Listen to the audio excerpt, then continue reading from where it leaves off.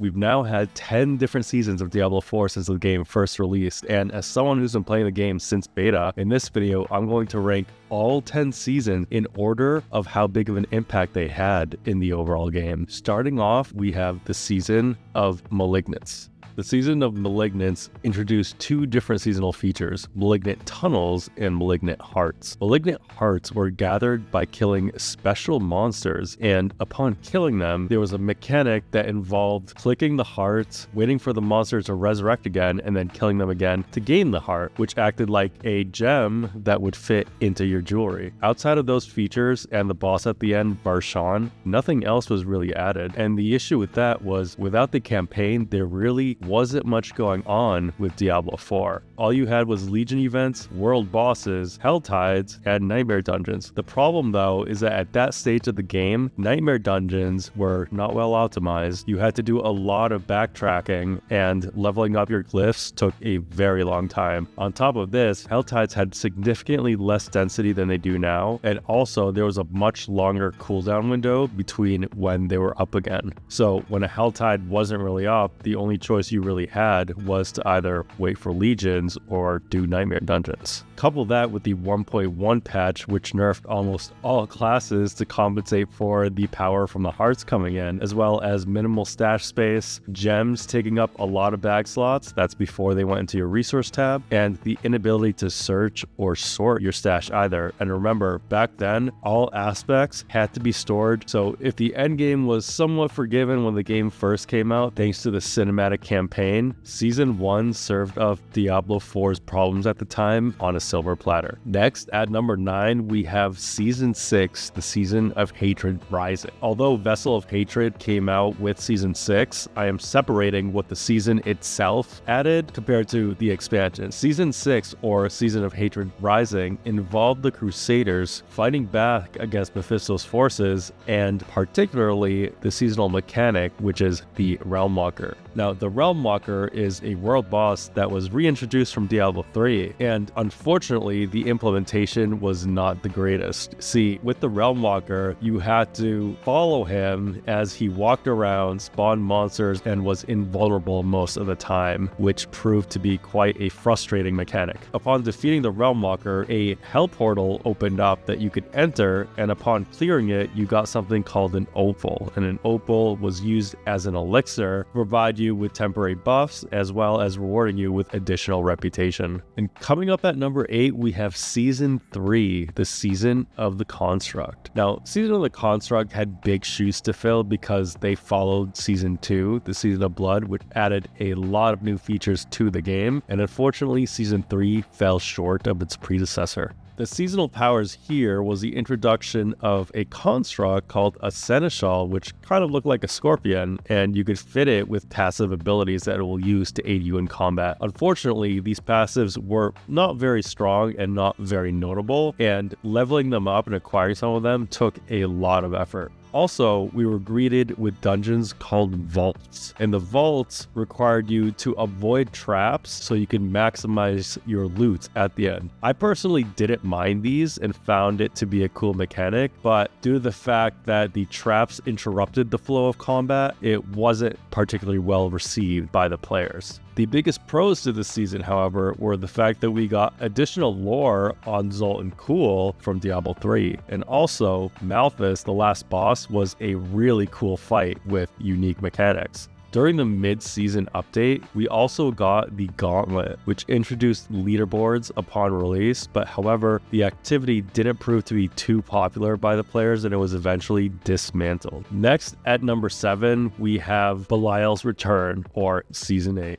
Belial, one of the Lord of Lies and the main antagonist of Act 2 from Diablo 3, is back. However, some players did question if he was underutilized in Diablo 4 given his prominence and feature in an entire act in a previous game. Outdoor activities called incursions were involved. However, they felt like a big downgrade from Witch Tides, which were from Season 7. This was especially felt because Season 8 increased the difficulty of leveling, and unfortunately, at least at the start of the season, the difficulty of the incursion apparitions, which were the bosses you had to defeat to get the seasonal powers, were quite overtuned. Now, this season introduced a complete revamp to the boss ladder, and also they got rid of every player being able to receive loot based on one other player summoning the boss. Now, each player had to have their own mats. I felt like this was a very welcome addition because beforehand, you primarily need to search for other players on the Sanctuary Discord to run a certain amount of rotations and assuming that other players who joined the party had the mats. But there were plenty of times where you would get people who came in, went last, and didn't use their mats, just left the group and essentially got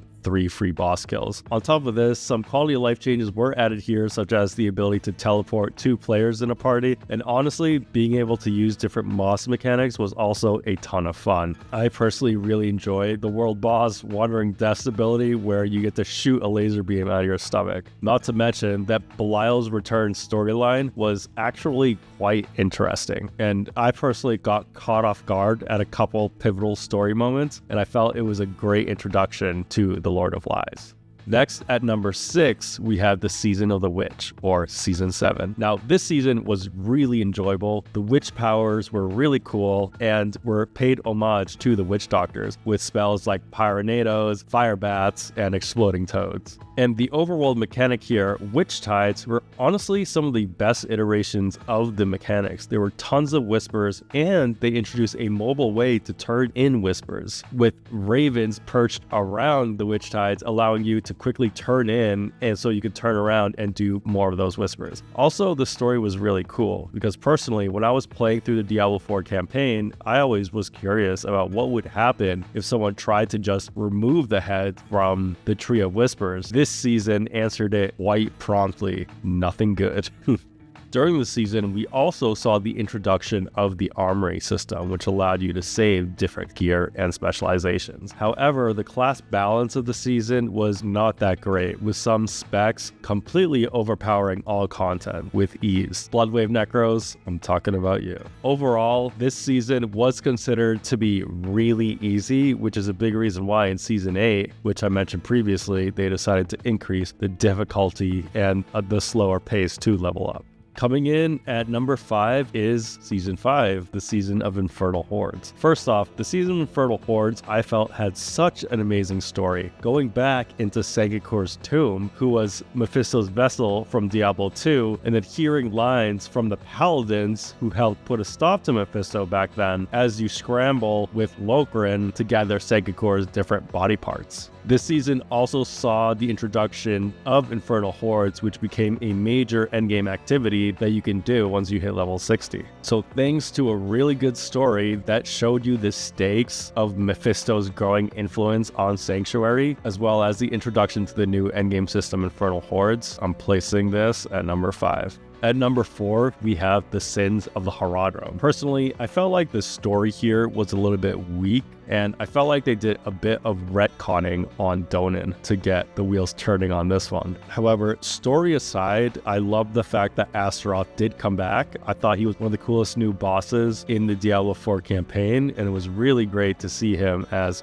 a pinnacle boss for the new escalating Nightmare Dungeons. Now, in this season, we saw a lot of changes to Nightmare Dungeon affixes, making a number of them quite useful. For example, the introduction of Forgotten Wisdom Nightmare Dungeon affixes introduced the experience well that we remember from Diablo 2, making it so you gain an extra 15% experience for a full hour.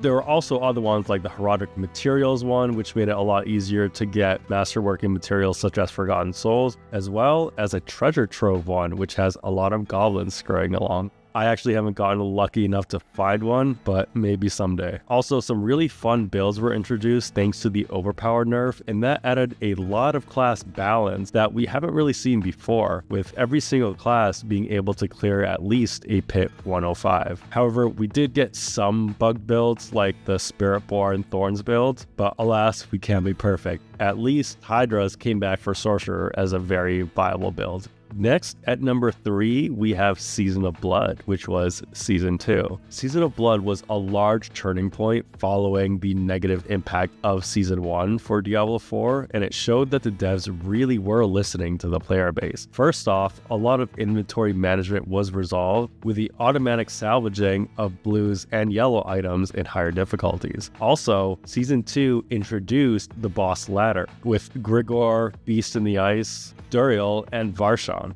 And this boss ladder solved a pain point that players had in that unique items were very hard to acquire yet central for many builds, giving players a way to target farm certain unique pieces. Season 2 was also the first introduction of Blood Tides, and a lot of the mechanics there, like a threat level, the Blood Seekers appearing after gaining a certain amount of threat, as well as requiring materials to summon a boss within the zone, heavily influenced how Hell Tides are today. We also saw the first introduction of seasonal powers with the vampiric powers, and they were a lot of fun to play with. The story was also really interesting because it introduced Zir, who used vampirism to extend his original lifespan as an ancient Nephilim. Not to mention, they also fixed the pathing for Nightmare Dungeons so you weren't running back and forth as much anymore. And then in the mid-season update, they added the Abattoir of Zir, which was like a test version of the pit and quite challenging. Coming up at number 2, we have the Season of Chaos, or Season 10. Season 10 saw a large modification of Infernal Hordes to make more than just Hellborn a viable choice to get as much ether as possible. Also, it introduced another boss, Bartok, the Warlord of Chaos, who is a big lore figure that dated way back in Sanctuary's history. And Bartok was actually the original brother of Horizon, the guy who created the Arcane Sanctuary from Diablo 2.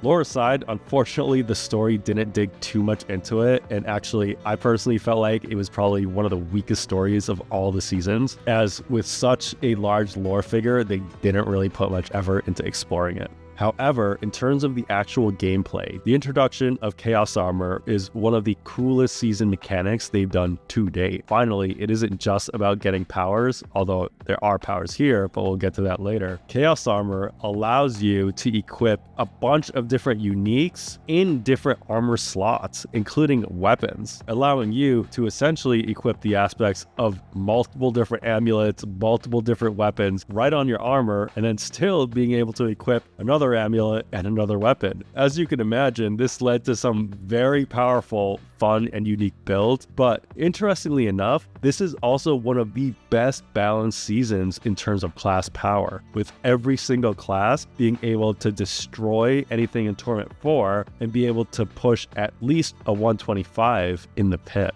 Not to mention, there were chaos portals added in both Helltides and Nightmare Dungeons, which added a lot of great variety and kept those two activities quite fresh. Now, there were powers here too, but these chaos perks changed the fundamentals of how your class is played and were actually very cool to play around with. For example, a sorcerer now had Mana Shield, where their life went down to almost 0, but all damage taken takes from your mana instead. And Necromancers had a perk where your ultimate abilities became core skills and your core skills became ultimate abilities. Barbarians also have an interesting perk where all their shouts become passive auras instead. So with Chaos Armor, the cool Chaos perks, and the improvements of the Infernal Hordes, Season 10 truly is one of the most fun and impactful seasons to date in Diablo 4. And then last but certainly not least, at number 1 is Season of Loot Reborn, or Season 4. Loot Reborn completely revamped the convoluted itemization system, introduced the idea of ancient items with greater affixes on your gear.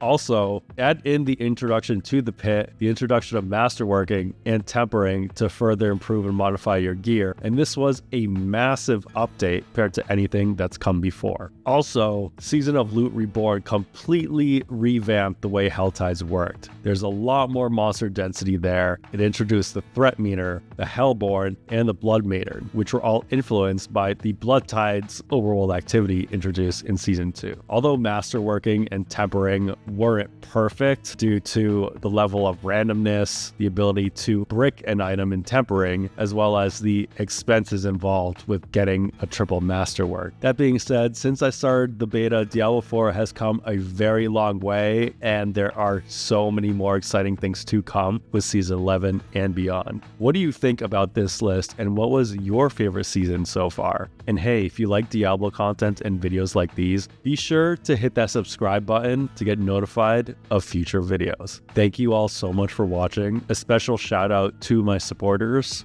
Until next time.